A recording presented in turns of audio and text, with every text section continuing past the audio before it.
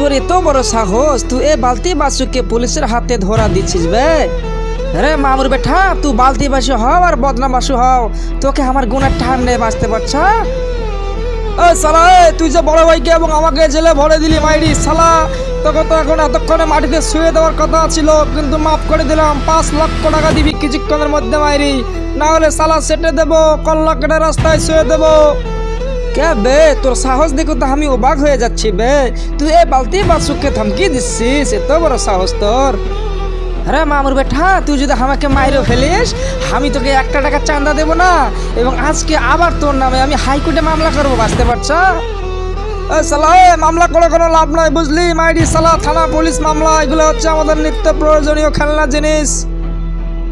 কে বে, তোকে তো একটা শিক্ষা দিতে হবে বে। তুই এ বালতি বাসুর সামনে মাতাব্বরি দেখাচ্ছিস?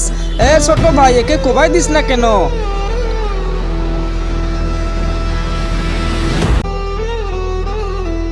क्या बे चंदा जयनाल, আমি কি তোর কোনো পাকা ধানে মই দিয়েছিলাম বে? তুই हमको चंदा না দিয়ে তুই ব্যবসা করবি? তোকে চন্দা চাইলাম আর তুই আমাকে জেলে ভরে দিলি, এত বড় সাহস তোর? সালা চা জয়নাল সালা, তোকে তো আমরা বলে গিয়েছিলাম সন্ধ্যার মধ্যে চান্দা লাগবে, সালা তুই তো উল্টা সন্ধ্যার মধ্যে আমাদেরকে জেলে ভরে দিলি। সালা লাভটা হলো কি? সালা থানা পুলিশ আমাদের পকেটে মাইরি, পকেটে। সালা দেখ, 3 দিনের মধ্যে জামিন নিয়ে বের হয়ে এসেছি। আর তোমরা যত বড় চান্দাবাজ হও না কেন, আমি মিডিয়াতে তোমাদের নামে নিউজ করবো যে আমি আবারও হাইকোর্টে গিয়ে তোমাদের নামে মামলা করব।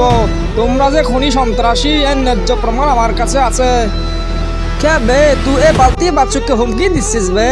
তোকে তো তাহলে আর দুনিয়াতে বাঁচিয়ে রাখা যাচ্ছে না বে।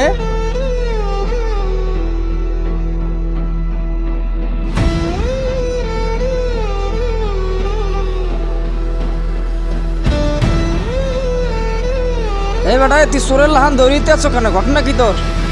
আরে মনে বে, দিস ইজ সর্বনাশ ইন মাই জীবন, দিস ইজ টু খুন ইন ইয়োর গ্রাম।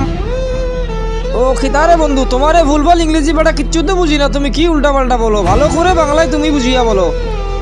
আরে ভাই, কয়দিন আগে যে আমরা ওই যে শীর্ষ সন্ত্রাসী ঢাকার বালতি বাসু এবং তার স্বাস্থ্য ভাই হুমকি সহেল, এই দুইটারে যে আমরা নালিশ করে পুলিশকে বললাম, পুলিশ যে তাদেরকে গ্রেপ্তার করলো, তারা তো শালা জামিনে ছাড়া পেয়েছে। এবারে কি সারা পাইয়া তোর বিসিতে টিপ দিচ্ছে, আধার পারা তুই এই বিলে হাঁপাইতে আছো কে?